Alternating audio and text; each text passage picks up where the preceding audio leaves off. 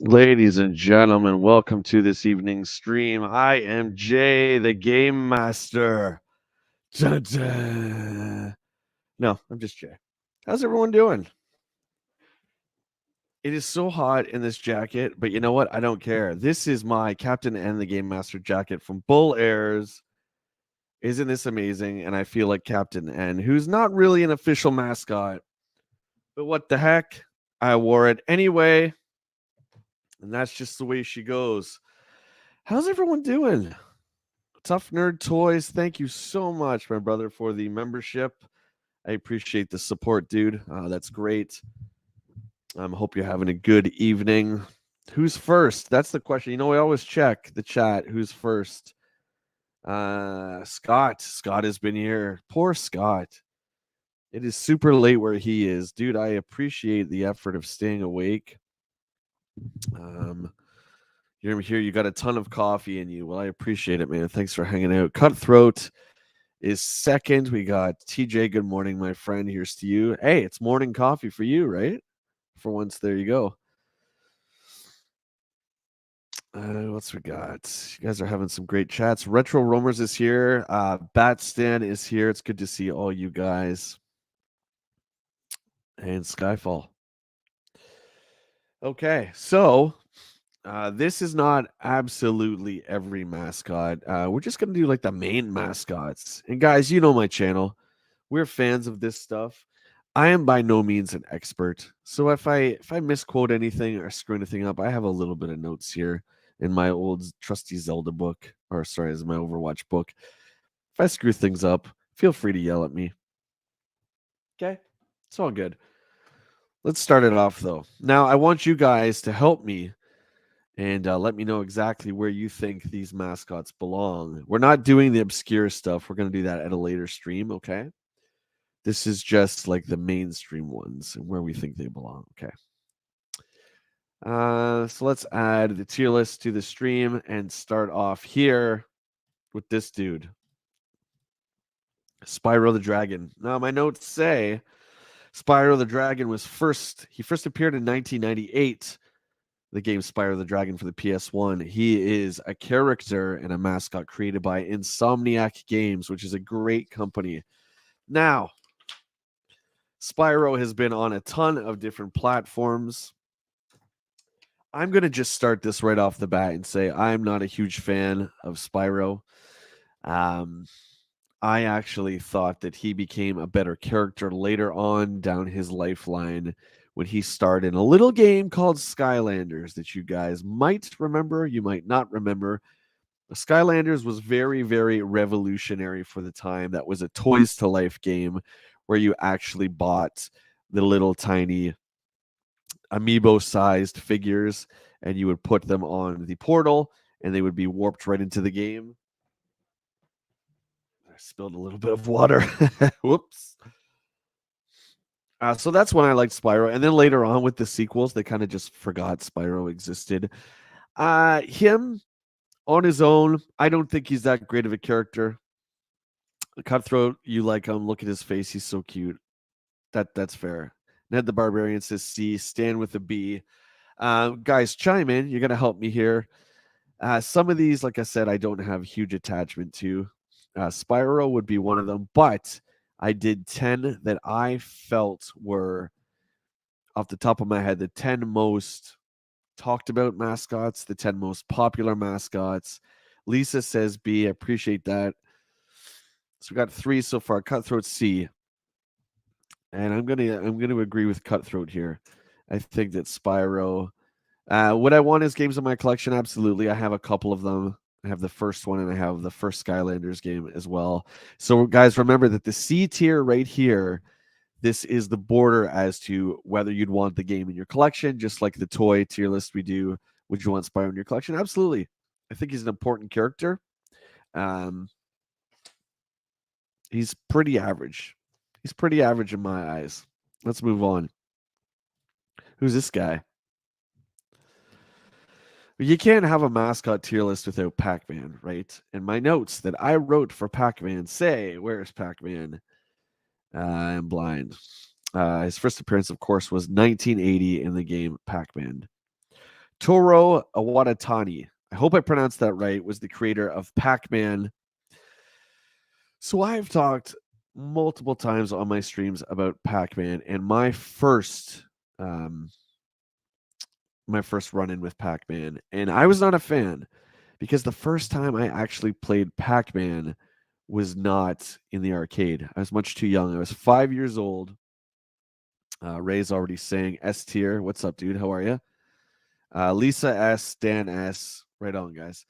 So the first interaction I had with Pac-Man was on the Atari 2600. I was 5 years old, much too young for arcades. My mom wasn't taking me into an arcade. Let's just be honest, okay? So I played Pac-Man on the 2600, and honestly, for many years, I was saying, "What? I don't understand the big deal. I don't understand why everyone is so crazy about this game." That's what I was saying. Only years later, I think the first time I played Pac-Man, okay, 2600. Then the next version would have been the arcade. I was gonna say maybe the Tengen version on NES, but no, it was the arcade. I did eventually end up playing it. Then when I did play it, I was finally like, I get it. This game is timeless. It's easy to get into, but difficult to master. So now I understand. Tough Nerd says S tier all the way. Yeah, I didn't love the Pac-Man cartoon, Cutthroat says on Saturday. Yeah. So Pac-Man and Pac-Man Fever swept over the nation in the early 80s. There was a Pac-Man Fever record, for God's sake. Pac-Man cereal, Pac-Man cartoon. Then he became his own entity. There was a game called Pac-Land that first appeared, I believe, in the arcades, and there was a port of it on the TurboGrafx 16, right? And then he kind of took off from there, and he's been in a bunch of spin-off games and that kind of thing.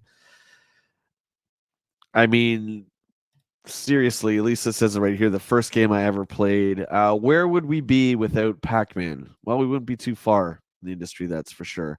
So, regardless of what you feel about the game itself, there is no doubt, ladies and gentlemen, that Pac-Man absolutely is God tier. He is on the S tier for sure. I mean, if not Pac-Man, who? Who's going to go on the S tier besides the plumber? Obviously, we know where he's going, but yeah, I mean, Pac-Man pretty much, I would say, is the very first breakout Japanese game that came to North America that really took off, where we really saw video games in a different light. We're like, oh my God, these things, it might be going past a fad stage. At Pizza in Pipes in Sacramento. Interesting. That's a tough one to say. Retro Romer says video game icon. Yeah, show the world this picture, and almost 100% of people, I would totally agree. Scott says A tier. He was too greedy. He was always eating. He had to eat everything. He couldn't share anything with the ghosts, and they tried to kill him for it. So there you go. Retro Roamers S all the way. Stanley has the world record for Pac-Man. I think that belongs to a certain other person, but we'll go along with that. S tier, absolutely. Okay, let's continue here. It's a lot of fun. I wanted to do a video game live stream like we do on Friday nights. And I'm kind of toying with this idea here. So this is like the pilot episode. You guys are witnessing it. So thank you. You do get a lot of J Thursday through Sunday. So I appreciate each and every one of you who tunes in to all my live streams, watches my videos, and my game streams, guys. Thank you once again. Hit a like on this video too. I do appreciate it. Crash Bandicoot. Naughty Dog. So Crash was created in 1996 by Naughty Dog. It was first obviously on the PS1. He was created by Andy Gavin and Jason Rubia. I think I wrote that down. My writing's terrible. Okay, so this one, I really actually do not like the Crash games at all. What I do like on a positive, I loved the Crash Bandicoot PlayStation commercials, where it was the dude in like the baseball mascot Crash suit, and you could clearly see his face in Crash's mouth. Those were hilarious. And I really liked how Crash's personality, like he knew he wasn't Mario, he knew he wasn't Sonic, he wasn't on that level. He was kind of like third place, and he really played that up. The commercials were great. The game I don't like. I still don't like the first Crash game. It is this game where you're right behind him, almost third person style. You cannot move the camera, and you just kind of go down these really narrow paths, right? It almost reminds me of like the iPhone games when your character keeps running. You can't stop him from running. You just have to react to the environment. It reminds me of an early version of one of those. And the reason I'm so hard on Crash Bandicoot is because a game came out this exact year called Super Mario 64 that completely changed the way that these mascot games was made, the way they were made. So I looked at Crash as a really, really terrible version of Mario 64, which I believe it was. Nothing against the character. Um, yeah, too much caffeine, Badger. It's funny. Dale says I played the Crash games a lot on my PlayStation. I enjoyed it a lot when I was young. I don't know if I could go back. Yeah, try and play Crash now. I think they've re-released them a bunch of times. And had the development of Naughty Dog waited a couple years, kind of saw what Nintendo did, and then tried to emulate it then. Would it have been a better game? It's tough to say because Naughty Dog is a great developer. I'm not taking anything away. I'm just saying, unfortunately, the timing and release of Crash Bandicoot, yeah, it's just Mario 64 just destroyed it. Absolutely destroyed it. Ned says B. B for the commercials alone. Dale says B tier as well. Skyfall B tier. Stanley says C. What else are you guys saying here? Yeah, I mean that's pretty. That's kind of where I'm thinking. Ray says Crash would be a C as well. Retro, is this for Crash or was this Pac-Man? I try not to go too far back up, so I hope you guys can try and keep the gradings till the end of my little rants here. Oh, Retro with the C. Okay, I figured. Yeah. So let's, you know, C is God tier, or sorry, S is God tier. F is the worst, clearly. And C is the point where it's like, would you want the game or figure in your collection? That's where we usually measure. Would I want Crash One in my collection? Well, I have it. Would I miss it if it wasn't in the collection? Uh, I don't know if I can answer that. I certainly haven't wanted to ever go back and play it, to be completely honest with you guys. And I'm not saying that this is the only game. Crash obviously had Crash Nitro Card, a ton of other platforming games. I'm just trying to grade the first appearance of the mascot and the mascot as a whole. So that being said, what I missed, I think historically Crash is important because he was the third tier to Mario and Sonic. I believe that. Would I miss it? Yeah, I guess. And I use that term very loosely. I guess it's like with a big sigh. I think I want to put Crash lower, but because I do for historical purposes want it, it's still in the collection. I would put it on the C tier. I think that's fair. Lisa says C as well. Cutthroat with the C tier, and Scott with the B. Yeah, I think you know what. So far, we're pretty much all on the same page, so this is great. Move on. I'll let you comment before I open my big mouth.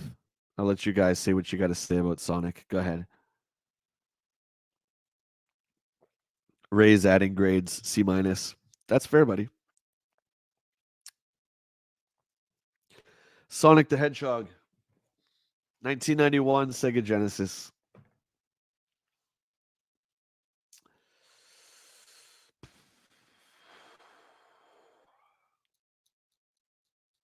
Okay.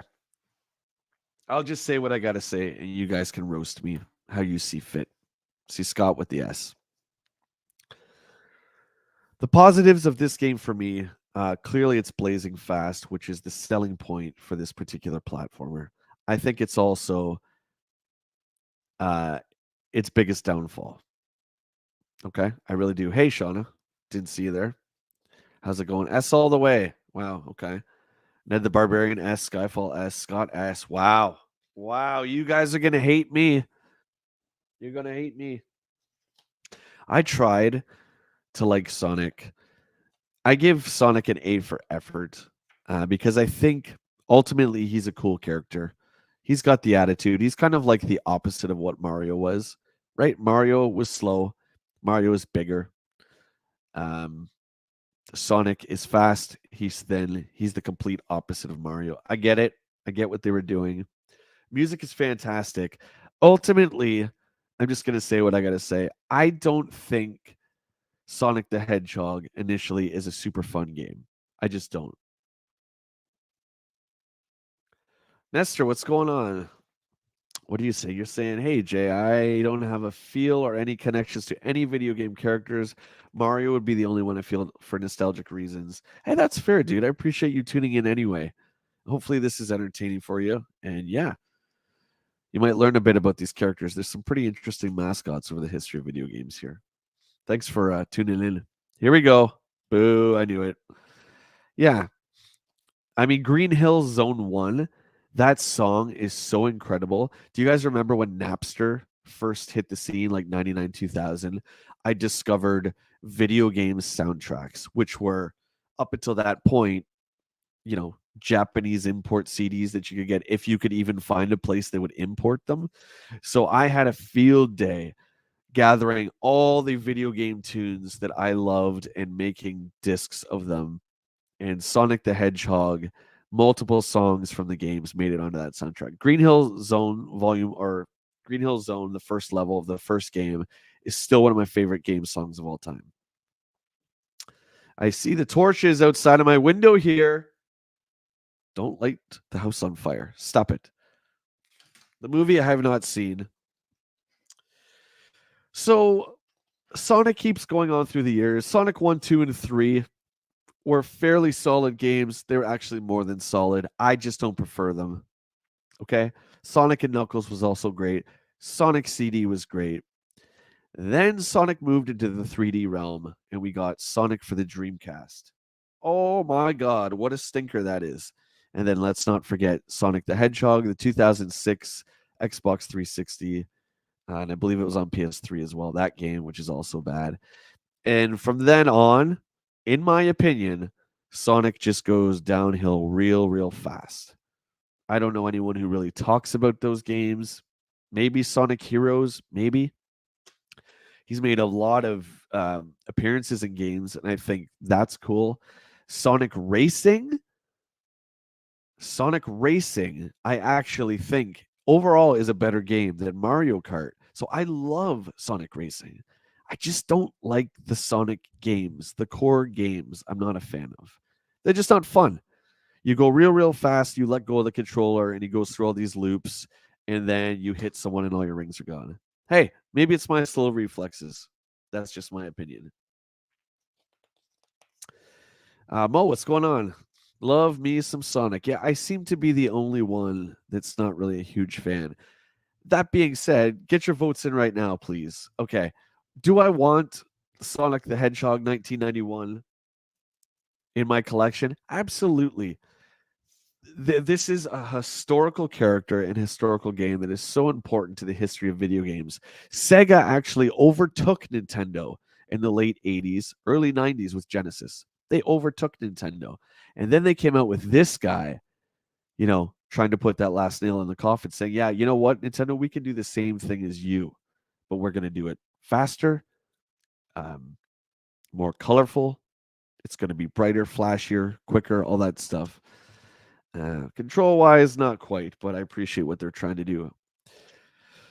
Skyfall, thank you. Thank you for this super chat. I do appreciate it, man. Thanks for supporting my channel as you do, my friend. You're a good dude. Cutthroat B. Bat stand with the S tier. Wow. Look at that. Sonic is beyond. Perfect. Lisa with the B tier. Ray says, hey, buddy, there's no way he's less than an A. Fair? I'm going to get roasted for this one, guys. Mo with the S tier. I do. I have some pushback. Absolutely. Tube Top 123. Welcome to the stream. Hello. How are you? Welcome to the Gaming Mascot stream. Yeah. See, you know your stuff. Yeah, they overtook Nintendo for a little bit. Absolutely. And then Super Nintendo came out. And then the console wars began. I'm stalling. I'm stalling because I don't want to get roasted. I got to do what I got to do. Sonic has always been second to Mario. Sonic will always be second to Mario. That being said, he goes on the B tier. I'm sorry, but you can't even put this character or any of his games even in the same league as Super Mario Brothers. It's not even close. It's like trying to pass off an apple as like an onion. I'm sorry. I'm sorry. I love you guys. You know I love you. Come on. This is a fun little game we're playing here. It's getting hot in here. Getting hot in here. It's all in good fun. You guys know that.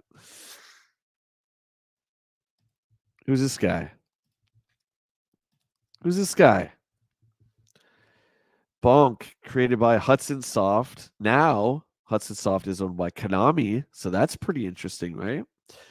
So, in the Mascot Wars, which came out of the Console Wars, which came out of the Clone Wars, in the Mascot Wars, sorry, the Console Wars, I'm getting all wars. In the Console Wars, Nintendo had Mario, Sega had Sonic, and there was a third company, NEC, with the TurboGrafx, who went to Hudson and said, hey, you know what? These two guys have a mascot, and I don't think Keith Courage is going to cut it. Keith Courage is pretty lame. He's pretty lame. So here we have Bonk. His first game, Bonk's Adventure, what was it, released in 89? I think I have written down here. Bonk. Yep, 89. Also known as BC Kid, the PAL format, which is also really interesting. You guys don't like Bonk, I take it. So I did a stream on this one late last year. We got pretty far in the first game. We got near the end of the game. And I got to tell you, this game is hard. Okay. It suffers from all the shortcomings that Zelda 2 has. The main one being you have to be so close to an enemy to do damage. So Bonk has precisely two attacks. One is a jump. You hit the attack button and Bonk will flip upside down and he lands top heavy onto an enemy. Okay. The second is you just hit the attack button and he just headbutts the guy, which sounds really badass. Except, again, like Zelda 2, you have to be so close. A lot of the time, you find yourself getting hit. They rectified this. Bonk had a bunch of sequels. Bonk's Revenge, Bonk 3, a bunch of spin-offs with his... What's the opposite of ancestor? Can't think of the word. Zonk. So Zonk was kind of a cyborg, and that was more of a side-scrolling shooter, which is still one of my favorite shooters to this day. So here you go. Keep the torches. I hope you kept them warm. I hope you kept them warm because you're going to need them. I love Bonk. I have a soft spot for this character and for the games. Bonk's Adventure is not even close to being a perfect game at all. It's riddled with flaws, 100%. Like I said, they rectified a lot of them in Bonk's Revenge, and then even in Bonk 3 got better and bigger. And there was even a Bonk's arcade game. It was actually pretty decent. Let me take a sip. Hang on. There you go. Turbo represent. The TurboGrafx does not get enough love. So again, we have emotional ties to all these video games, all these toys, all these movies, music. We just do, right? That's one reason why we love these hobbies so much. I happen to have a real emotional connection to the TurboGrafx 16 and to Bonk's Adventure. You see, the TurboGrafx 16 is very difficult to find anywhere in Canada. It really was. I don't know why, but it didn't go to mass retail. It only went to selected retailers, which, might have worked in their Japanese campaign, but trying to mirror that campaign in North America with a landmass 10 times the size, it didn't really pan out. So TurboGrafx was very difficult to find. That being said, my mom found me one.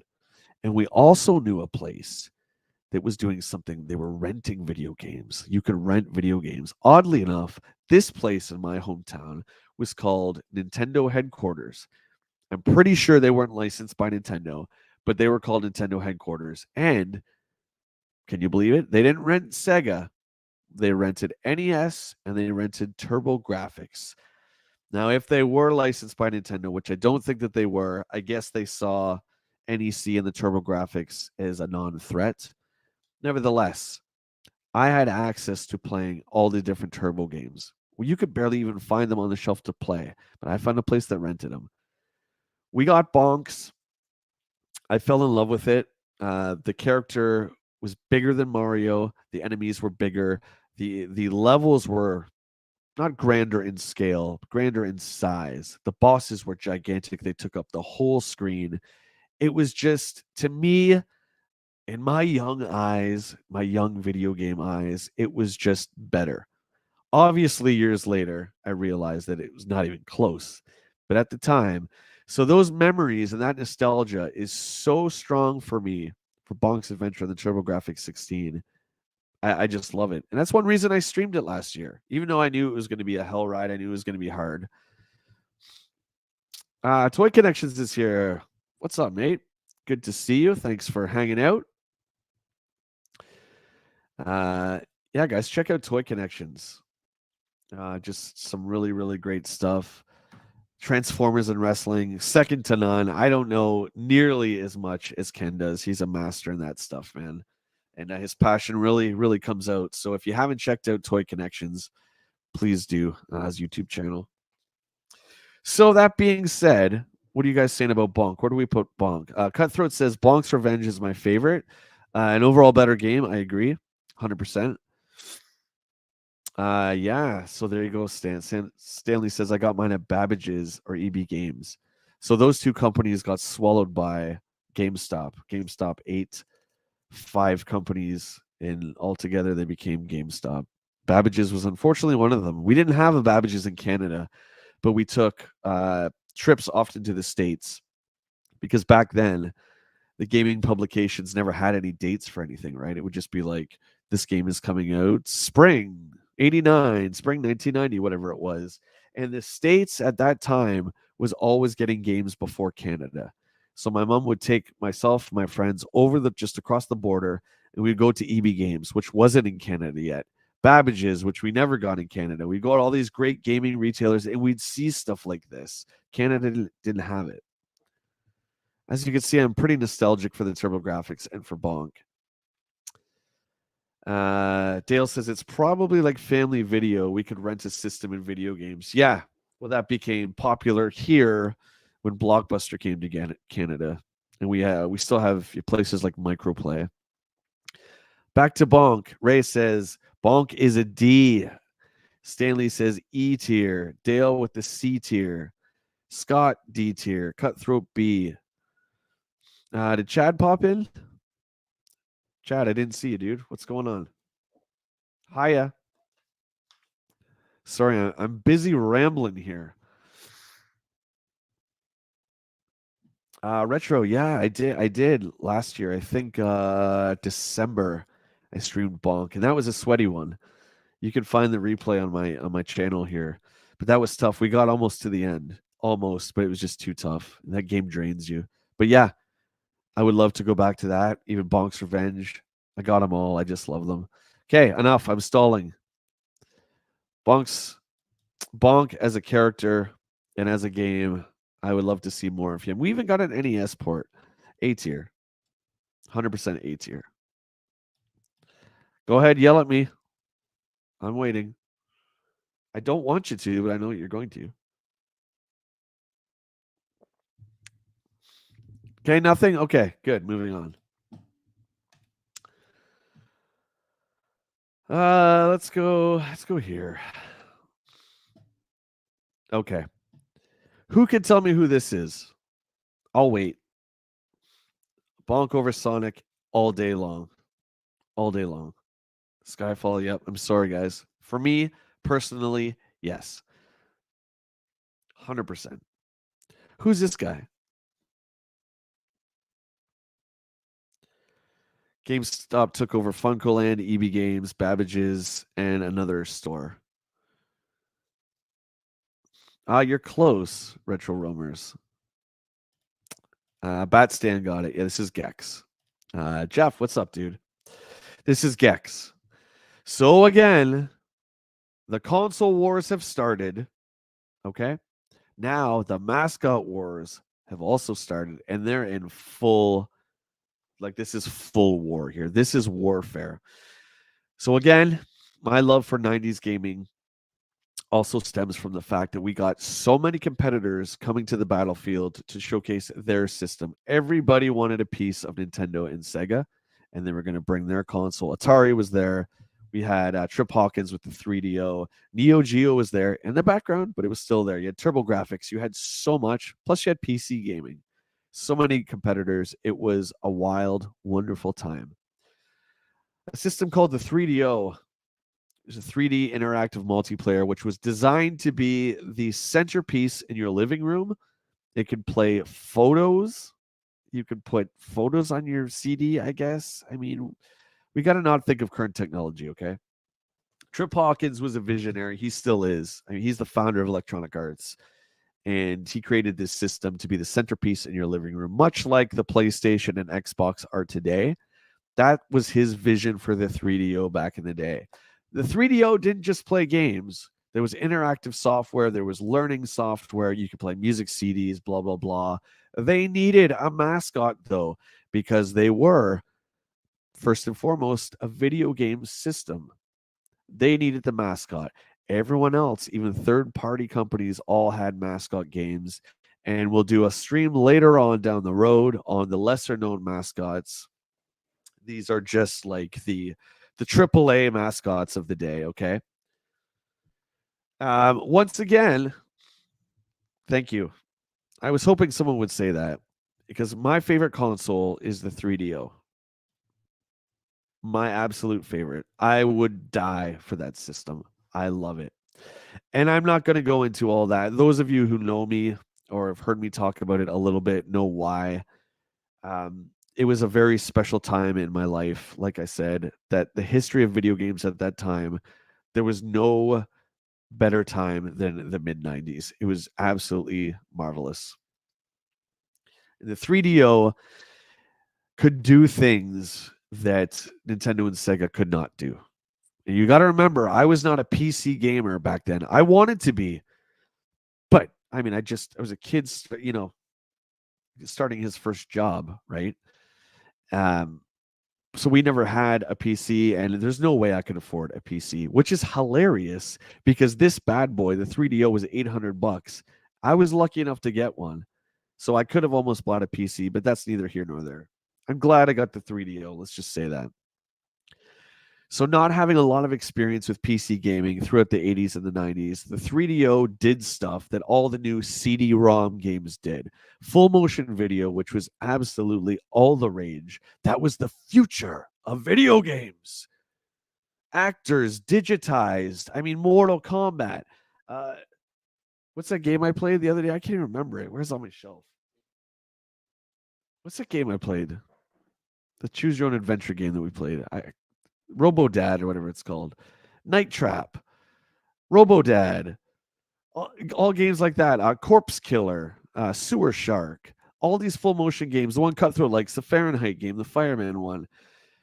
These were the future. All these games had cutscenes too on 3DO, like Shockwave, which was a shooter, had cutscenes. Wing Commander 3 and 4 were out. It starred Mark Hamill, for God's sakes. Wirehead, thank you. I can never remember the name of that game that we played on that fateful Saturday. Wirehead, thank you.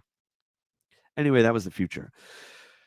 So we look to Crystal Dynamics. Who is Crystal Dynamics? Well, they're the guys behind Tomb Raider. And they're the guys behind Gex. Now, this game utilized almost stop motion kind of graphics, which were very, very similar to the way Rare did Donkey Kong Country. So it looked like plasticine stop motion characters, just blew me away. Absolutely gorgeous game. I actually played it again this morning, just while I was doing a little bit of research on this. It holds up pretty well. Gex is up here in my nostalgia brain. However, after playing it again today, he's dropped a bit. Do you have any idea why that is? Well, this is the age of Ren and Stimpy, of The Simpsons, Beavis and Butthead, all the wisecracking smartasses of the time that we know and love. And unfortunately, a lot of the mascots went that route. And Gex is one of them. So I'm playing this game, and every 2 seconds, you would think I would like this, by the way. Every 2 seconds, he's quoting a movie, he's doing some voice, he's saying some smart mouth comment, and it gets old so fast. This is the reason, yes, all the gross stuff, exactly. This is a reason why Mario and Zelda, why Mario and Link shut their mouths. Because it gets so old. I was also playing Boogerman, another mascot. I was toying with the idea of doing the AAA mascots or the lesser known mascots. I went with AAA. But before I decided that, I was playing Boogerman. It was the same thing. It's like catchphrase after catchphrase after catchphrase, and it wears on you. I mean, this stuff was made, I would say, for kids back in the day, right? And in the age of Bart Simpson, the age of Ren and Stimpy, it made sense in that time, but it has not aged well. Gex also went onto the PlayStation. Gex went on to next gen stuff. He was on 64. I believe his last game was like 2014 or something like that. I said Zelda, I know. I know, I made a boo boo.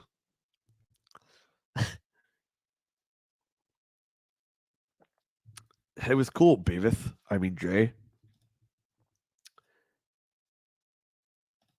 Swiss Shark's great. Anyway, it hasn't aged well. Game controls are pretty good. You had this cool sticking mechanic. I got to be honest. Gex Enter the Gecko, when he became James Bond, never touched it. I didn't care about any of that stuff. It got really stupid for me. Initially, with Gex, it was the graphics, and it was miles above Sonic. It was miles above Mario, and it was miles above Bonk's Adventure. And I loved the 3DO. I still love it, but back then I loved it so much. I'm like, I'm not playing these baby games. This is a real mascot game. However, Gex has not aged well. You got to remember, C is the cutoff. Do I want Gex in my collection? Absolutely, because there's a spot right here for him, right next to the 3DO. So, am I a nostalgic fool? Sure, I would say that I am. I would say he belongs with Spyro and Crash, because I do still want this game in my collection. Remember, if we go down here, we don't necessarily care if we play these ever again or they're in the collection. And I definitely want Gex on my 3DO. But that being said, I want him on 3DO, and that's it. I don't want any of the sequels. I don't want any of the ports. That's it. F tier, D, yeah. Cutthroat with the D. Or sorry, Cutthroat with the F. Forget about it over here. Bat Stand with the D. Scott says D. Skyfalls, I'm with Cutthroat on this one. There you go. Perhaps, my nostalgia is taking over a little bit, and I'm being a bit generous. I'll wait. Now, this first game, this is, of course, Banjo and Kazooie. Banjo's first game, well, I don't even need this. Banjo's first game was Diddy Kong Racing. That's where him and Conker made their first appearance in 1997. That very, very difficult, easy to play, difficult to master, and even harder to beat damn Whizpig. Who beat Whizpig back in the day? Who? You know how long it took me to beat that damn pig? Like hours and hours of sweating and just sitting there. The track was essentially you're going up a spiral, if I remember correctly, and you couldn't make one mistake. If you made one mistake on your go-kart, you were done. You had to do it all over again. Hey, Jenny, what's going on? Don't be sorry ever. Oh, Brandon's working. That's good. Good to see you. Definitely. Thanks for hanging out. Banjo's first game was, of course, Banjo Kazooie on the Nintendo 64 in 1998 by the legendary Rareware.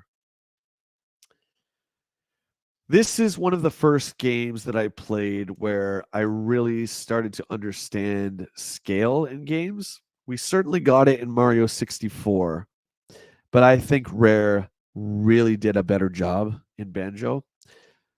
I'm trying to remember the levels. It's been a while since I played this. I think Pirate Cove or whatever. I think it's the second level. But there's this part where you go up into a mountain, up onto a mountain. And I remember you could just look at the landscape. And I was so blown away by the fact that I was so high up in the game. Um, the levels were just so big. And I really, really loved the collectathon, all the things that you had to collect in Banjo. Mario 64 was just getting the stars, get enough stars to unlock. Banjo, I think you had five different things that you had to collect in every level, and I loved it. They really rewarded your exploration in Banjo, and you would gain new abilities for Banjo and Kazooie. Let's not forget that these two characters are so lovable. It's insane.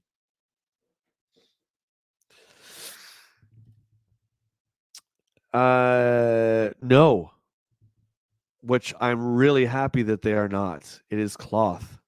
So it's like your typical Letterman jacket. That's what it's called, but it's cloth. Yeah. Trust me, when you get yours, you'll like it.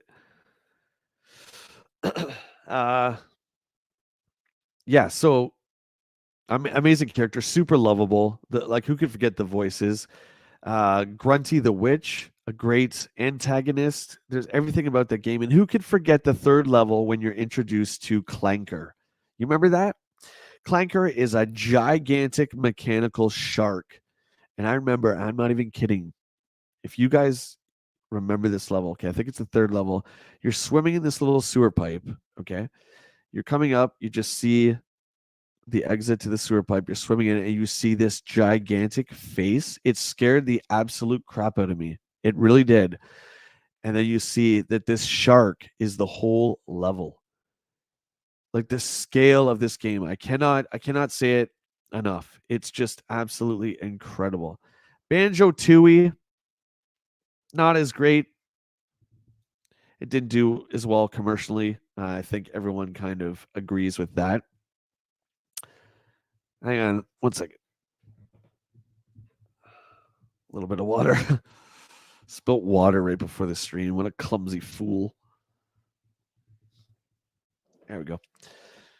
Yeah, so Banjo Tooie had you transforming into stuff. I mean, it was good for what it was, but it was pretty hard to live up to the original game.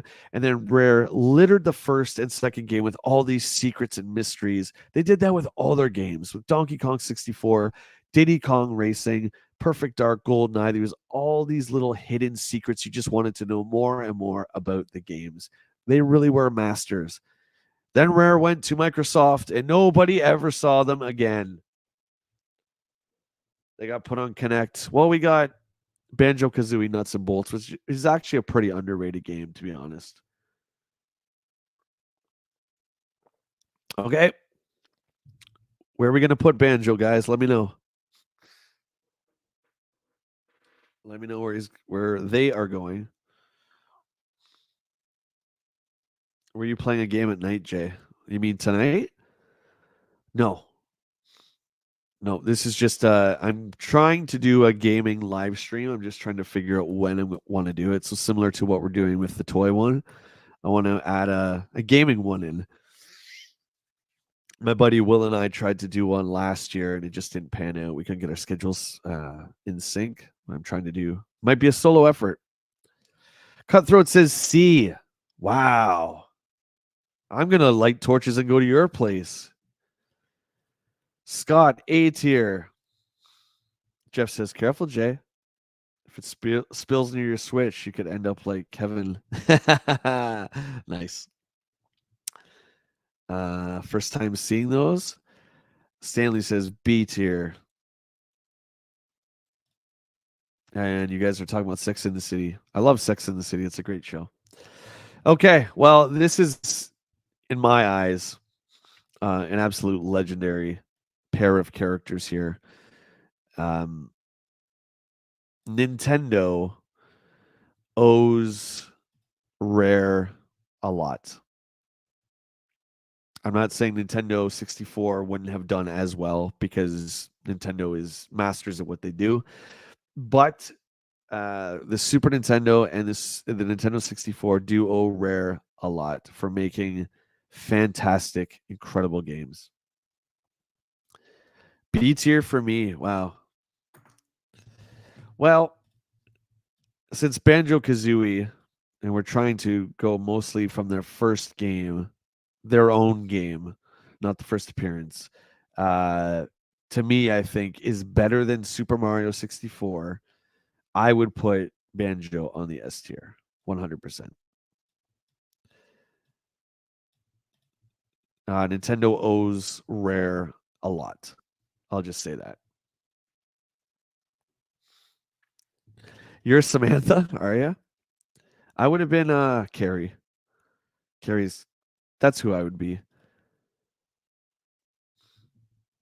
for sure. Oh, but Mr. Big, he's such a son of a gun. Who's this guy? Anybody know who this is?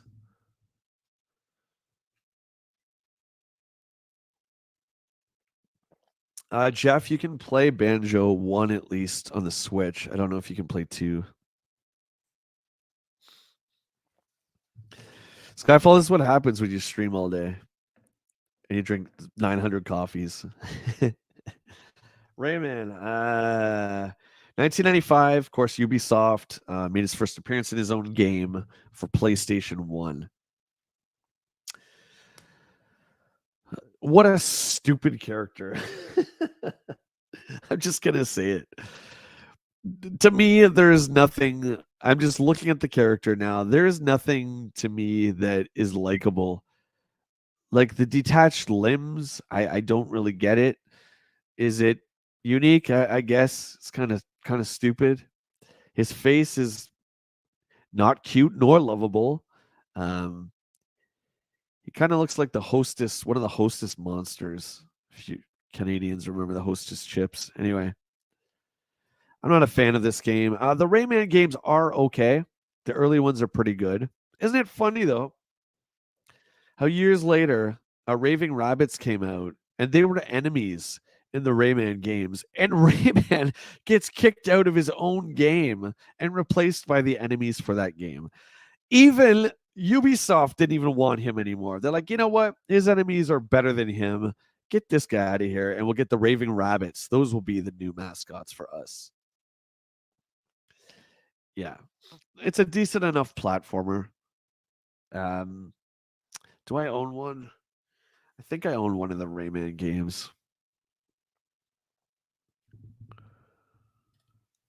So our son knows it and agrees he's a stupid character. Yeah, I mean, look at the. Let me go with my little pointer here. Look at this. Like, what's the point of this? I guess they got to make it different. He's got a hoodie with the pull strings. I mean, I just don't really know what he is.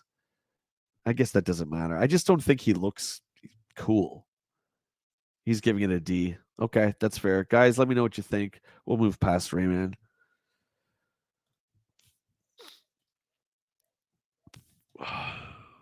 Neighbor's dog is loving it right now.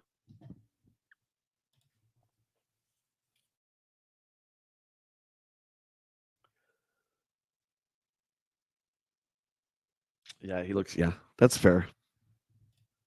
Ray, you said it. I mean, he's lame. I guess saying he's stupid is kind of harsh, right? Again, from a historical standpoint, I would want a Rayman game in my collection because I think it's important. That being said, I don't care if I have one in my collection. uh, have I played anything besides the first Rayman? No, because I didn't care. To me, all these characters were so much more interesting. And Ubisoft never really has done it for me. There's something about the way they make games that just doesn't really sit right with me. It's just a feeling. I know they're obviously a huge third party company. Just for me, I'm just saying Assassin's Creed, the Prince of Persia stuff, all that stuff just doesn't really feel right. This is their mascot. At least he was in the 90s. I think he's the worst.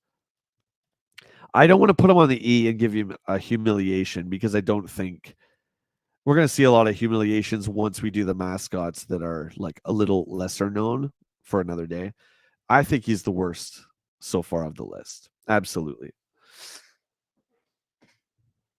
I don't care if I have any of these games. I don't want to ever play any Rayman games. Yeah, yeah, Jeff, you played the demo. That's enough. Ray says, I agree. That's why I gave him a C, but honestly, he's a D or less. Yeah, he's the bottom for me. Pains is here. What's up, dude? Good evening, my friend. Good to see you. Hey, there we go. There's the guy. Love you too, buddy. Thanks for the super chat. Super chat from Super Chad. Appreciate it, man. You have a good show tonight. Chad's playing a gig. Lucky. Kill it. Play Everlong. All right. This is kind of a controversial one here. This is Conquer, also from Rare. So Conquer came out at a really interesting time. He didn't start out. I believe this is from 12 Tales, this picture, which was the first Conquer, the first version of Conquer. So this was developed alongside Banjo by Rare to be a platformer in the same style as Super Mario 64. Just a cutesy, fun platformer. And Nintendo kind of looked at Rare and said, well, you got Banjo coming out. And now you have Conquer coming out. It's basically the same thing, right? Cutesy, animated, platforming character. Rare didn't want to ditch Conquer, though, because they worked so hard on it. So they completely spun the character around, made him a swearing, beer drinking drunk who quotes movies and pukes and pees on people. Boom. One of the most controversial games on the Nintendo 64 is Conker's Bad Fur Day. BFD, of course, that stands for something else. We'll just say Conker's Bad Fur Day.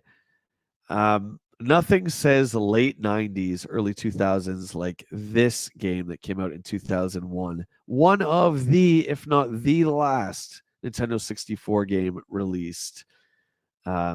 This game, although Nintendo greenlit the game, they did not give their,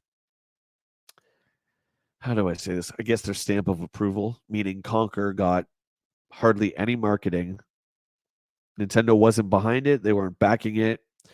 A lot of reviewers were saying it was disgusting. I can't believe Nintendo would tarnish their image with something like this with the squirrel that pees on people. I mean, his girlfriend's half naked on the cover. I think it's great. You know, I just found this out recently.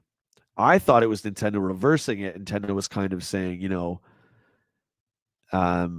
we've got to, you know, make our image a little bit more adult. So I was all like, good for you, Nintendo. It turns out that wasn't the case at all. But Conquer did not get canned. I would like to see what happened to 12 Tales, which is the first Conquer game. There was also a Conquer Game Boy game, which I do have. I think that's Pocket Tales. But that's about it. Conquer, of course, made his appearance alongside Banjo and Diddy Kong Racing in 1997. And along with the acquisition of Rare, Conquer got to go over to Microsoft, and we got a reboot of Conquer's Bad Fur Day, which focused more on the multiplayer aspect of the game, which was really, really fun on the 64. Kind of like GoldenEye, where it was just not tacked on, but it was an extra bonus that took on a life of its own, just like GoldenEye. But with a heavy emphasis, of course, on the new multiplayer, which was, of course, online with Xbox Live. 12 Tales. Yeah. Oh, yeah, right. I like it wasn't even made, right? I think there's some builds out there that you can play, but it was never printed. Why do you keep calling me Beavis? Are you Butthead? Is that what we're doing? The Great Mighty Pooh. Nestor, yeah. So this image here is from the build of the game before. This was like his first appearance here, but he became something different. If you look up the cover art for Conker's Bad Fur Day, he's holding a pint of beer. His girlfriend is like in a workout outfit, very revealing. It was very adult and filled with late 90s pop culture references. Like one of the last levels, Conker's dressed like Neo from the Matrix, and you're doing the slow motion with the guns. There's decapitations, there's blood, there's pee, there's poo. One of the bosses is called the Great Mighty Poo. He's literally a pile of crap. Nintendo didn't want to put any advertising dollars behind it because it was so raunchy. And I think that's pretty lame. I got to be honest. I think it's really lame. No, I like it. You'll be Butthead, I'll be Beavis. That's a good idea. Find a prototype copy. Yeah. I'm sure you can find it somewhere online to download if there's a playable version, at least part of the levels. I love this game. I love the multiplayer. I don't really care too much about the one that was on Xbox, and then later it came on the rare compilation on Xbox One. It looks magnificent. They cleaned it up. It's really great as far as remakes go, but Conker hasn't really done much. I think he was in Project Spark. I believe he was in Project Spark. This is what I heard. I have a copy of it. I've never played it. But again, it's not a Conker game, right? So it's another one of Rare's IPs that just kind of vanished. Like Joanna Dark, gone. Like poor Banjo, Conker, all of them just gone. What happened to Grab by the Ghoulies? Oh, Brasilius. Dragon Ball, what's up, buddy? Oh, don't be sorry, man. Thanks for hanging out. Film Freak Productions, what's going on? Thank you. Bullairs.com, the sponsor of this week's stream and many of my streams. They're just a fantastic company that makes crazy high quality clothing. Just amazing. And at the end of this stream here, I'm going to show his newest offering. Sorry, their newest offering. It's going to be great. So where do we want to put Conker? All that being said, do you guys have the same nostalgia? Do you have the same feelings I do for Conker? Did you play it? You got to remember the PlayStation came out in the year 2000. The Xbox and the GameCube came out in the year 2001. Okay. Conker was released in 2001. So it's already old technology. So we know these late run games that kind of bleed into the new gen often get pushed to the side because everyone just wants the newest, latest, and greatest. I don't blame them. I remember when PS2 came out, man. I was so excited. But unfortunately, Conker was really, really late. Like I said, I think it's the last game that was released on the 64.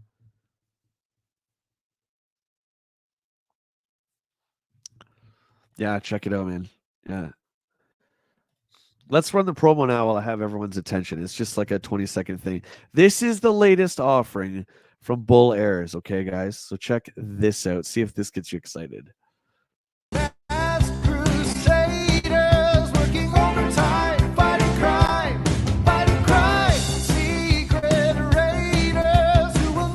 This is the Mask-inspired shirt. This is their latest offering. Tom sent me a picture of this, and I lost my friggin' mind. I'm like, yep, I need to order one right away. So go to bullairs.com, guys. 1985 right there. This is Mask-inspired. Absolutely amazing. I mean, these are pieces of clothing that I wished I had, in my teen years. We would have probably got laughed at, sure, back then, but now it's like so cool. Like, who makes stuff like this? It's absolutely amazing. So I'd like to thank Bull Airs once again for sponsoring this week's streams. Phenomenal, guys. Check it out. Where are we going to put Conker?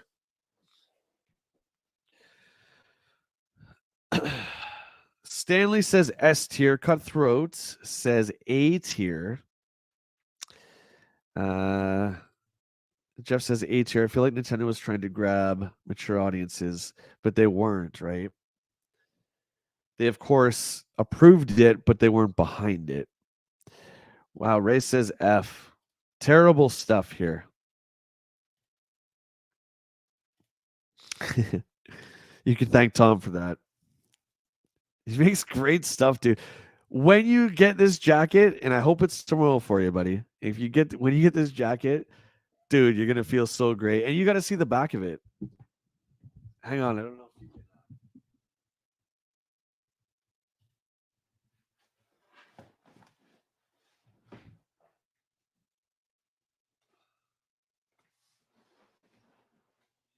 You're gonna lose your mind. It's so great. And then like on the inside, it's got all the cartoons and stuff like that. It's so well done. Place him D. D's nuts. Scott, it's getting late, buddy. You okay? Scott's been with me all friggin' day, and I appreciate that. Bonk is above Sonic. In my eyes, he is my friend. I know. I've had people with torches and death threats all night, but I got to go ultimately with my gut.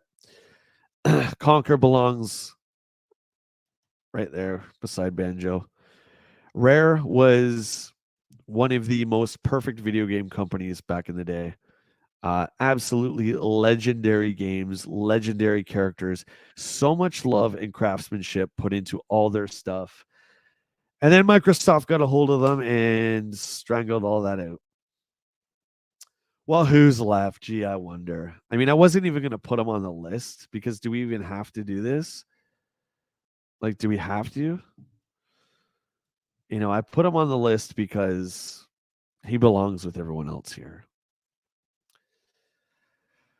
I used to have that Jeff, the NES belt buckle, but the thing it was made of steel, right? It always dig into you, especially like when I was sitting down playing drums. Oh, it was so painful. It looked cool when I stood up, but yeah, it had to go ultimately. Mario. Mario made his first appearance in Donkey Kong in 1981. It was created by Shigeru Miyamoto and since then dominated. There hasn't even been a game even close to the quality, but more importantly, the graphics, of course, too, but more importantly, above all that, it's the gameplay of Mario that makes the game legendary. The tight controls, the pinpoint, deadly accuracy in which you can get Mario to do whatever you want, to stop on a dime, to jump on tiny little blocks, the power ups, the imagination of the Mushroom Kingdom, all the sequels, even though two is the black sheep, two is still great, three legendary, Mario World legendary. There hasn't been a bad Mario game. And I'm not talking about games that feature Mario like Mario Tennis and all that stuff. I'm talking about actual Mario releases. I don't think that there has. I'm not counting the portable stuff, okay? So I'm not counting Mario Land and all that. I'm talking about the big boy consoles, the ones you play on the TV. That's just what I'm discussing here. I don't think Mario is been in a bad game. Yep, that will be on the next one. So the next one will be like the lesser known mascots. I wanted to start off, I felt like we should start off with the big ones, the AAA ones, right? And then we're going to go and scrape, and then we're going to see who's S tier of the bottom of the barrel mascots. That will be super fun.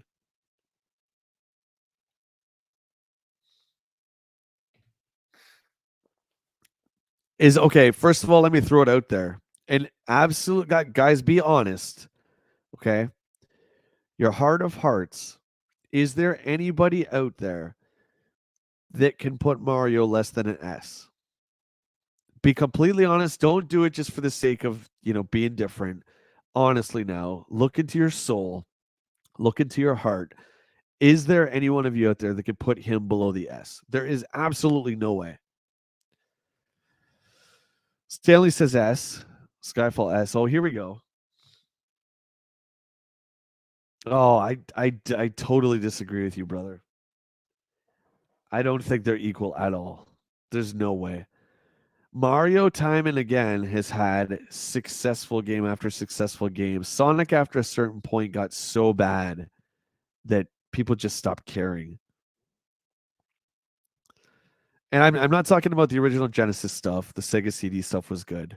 I'm talking about Sonic Adventure, Sonic the Hedgehog 2006, Like maybe sales wise, I would say Mario's. I don't have any quotes in front of me. I just think that the least popular would have been maybe Mario Sunshine from 2002 on the GameCube. Even that game is a masterpiece, right? I can't say the same thing for Sonic. I cannot. I just cannot. You're loving these like B tier guys. I still remember the ads for Boogerman. Remember when Mr. Burton says that? Oh, what's wrong? What are you scared of? The Boogerman. That's a terrible impersonation. I was playing that this morning. It's not bad, but the catchphrases get annoying. You don't know how Conker's on the S tier. That's fair. Mo says, I never stopped caring about Sonic. Sonic is effing awesome to me. And he means that, by the way. He means that. Brandon is here. He has arrived. Hello, my friend. Thank you for the super chat. Good to see you, man. We missed you. You almost missed it, but you didn't miss it. Here, let me move him out of the way so you can kind of see where we're at here. Let's see your critique of everything. Thanks for supporting the channel, my brother. Appreciate it. I just asked everybody if anyone could actually put Mario below S. If there's anyone who could actually do that honestly. And Scott said yes, because he thinks if Sonic gets the B, that Super Mario should be a B as well. What do you guys think?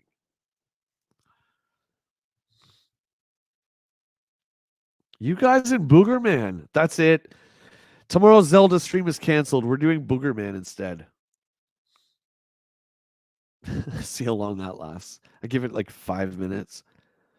But before I start going, oh, as if he did that. Oh, as if I didn't make the jump.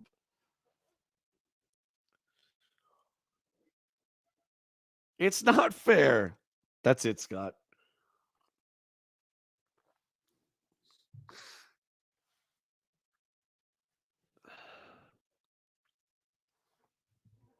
Okay, so there's one. So Dale says A. Not an S tier. So that's two people. Scott and Dale don't think he's an S. Anybody else? I got the torches ready.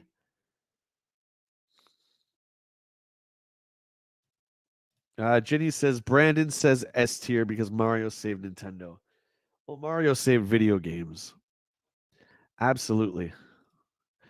Ladies and gentlemen, we have the mighty Joe Amato in our presence. What is up, brother?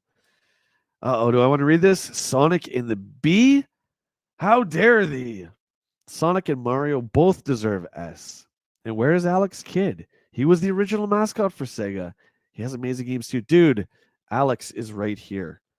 Okay, so this is just the AAA mascots. I can't put Alex Kidd in the AAA stream. He's going to go in the lesser known because he was forgot quickly. I prefer Alex Kidd to Sonic. You want to talk about Alex Kidd? I'll talk about Alex Kidd all day. I love that little guy. All his games are fantastic and ridiculously hard. And who doesn't want to do a paper, rock, scissors boss battle? Brandon says Sega was the answer to Mario. Oh, so I think you mean Sonic was the answer to Mario. He's inferior. Yeah, Sonic, yeah. I just don't think Sonic is as fun. I don't think the controls are as tight. They're not as tight.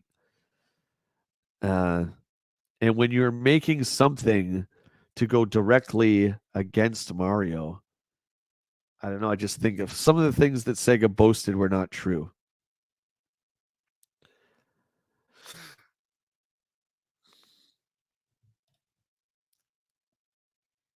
Yeah, I wouldn't call Link and Samus mascot characters. So mascot characters in my definition would be like a sports team's mascot, right? Like the cartoony Mickey Mouse, you picture like a guy in a big suit. That's what I don't think. I think Link is a symbol for Nintendo. I wouldn't put him in the mascot category. Donkey Kong, sure.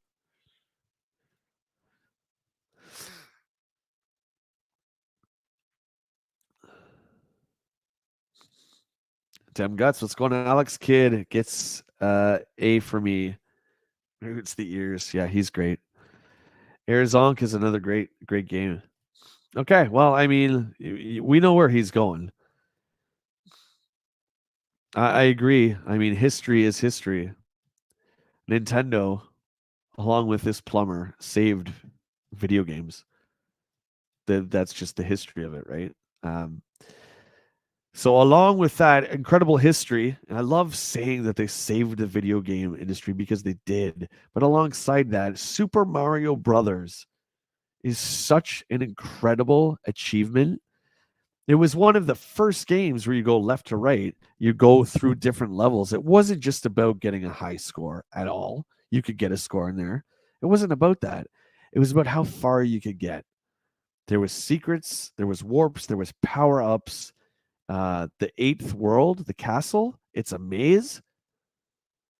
It's a fantastic game and very, very challenging. In fact, Super Mario Brothers, I didn't finish until I beat Mario 2 and 3 before I beat Super Mario Brothers.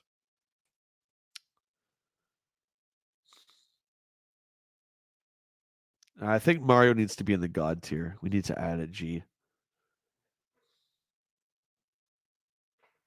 One more time, guys, I would like to thank this week's sponsor, who is, of course, Bull Airs. And right now, let's show the latest offering from Bull Airs one more time.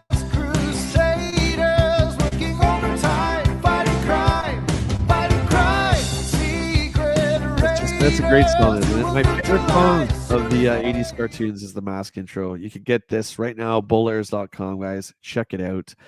And perfect timing because tomorrow, for our tier list, we have Mask Wave 2, which would be 1986. So Chad and I are going to do the Battle of 1986. It's going to be great. There is your AAA tier Mascot tier list. I hope you guys are kind of satisfied. There was a lot of disagreements there, but that's good. I mean, it's fun to discuss this stuff, right? Yeah, so really the only true loser here is Rayman. And I think we're all kind of in the same ballpark there. No one really cares. Ubisoft doesn't even care. They made the villains, the Raving Rabbits, the main character in his own game. He got kicked out. Is that official? Cutthroat. They're remaking Code Veronica. Makes sense. That would be the next one. Yeah, I'm all for that. Code Veronica would be great. Guess what tomorrow is, ladies and gentlemen? Guess. Take a guess. I know it's Friday. Tomorrow is the release of The Legend of Zelda Tears of the Kingdom. I am super excited. It's going to be like Christmas Eve. Can't wait. That's launching at midnight tonight. I'm holding off and I'm going to play it for tomorrow's stream right at 10 a.m. We're going to play Zelda absolutely all day right after morning coffee. Stayed away from everything except the first trailer. All the reviews are out. I don't want to know anything. I'm going in blind. I hope you guys will join me. We will go through Tears of the Kingdom together, see if they've addressed some of the issues that I had with Breath of the Wild. We're going to dive into it and just have a really great time hanging out. So I will see you guys tomorrow, of course, for the Tester episode 3 in the first season. We'll see if our guys are still there. I think all of us are still there. If you guys don't know what the Tester is on Morning Coffee, if you want to show up and play, Brandon is the keeper of everyone's picks. So you can talk to Brandon tomorrow morning, pick who you think is going to win. Again, if you've seen the Tester, because it is pretty old, don't spoil it for us. That's tomorrow morning at 9 o'clock. Legend of Zelda Tears of the Kingdom at 10 a.m. And then 8 o'clock tomorrow night with Chad and myself. We'll be doing Mask, the Battle of 1986. I am Jay, also known as Captain N, the Game Master. I will see you guys tomorrow morning for a very exciting day. Thanks to everyone who gave the super chats. Love you guys. You know that. Talk to you soon.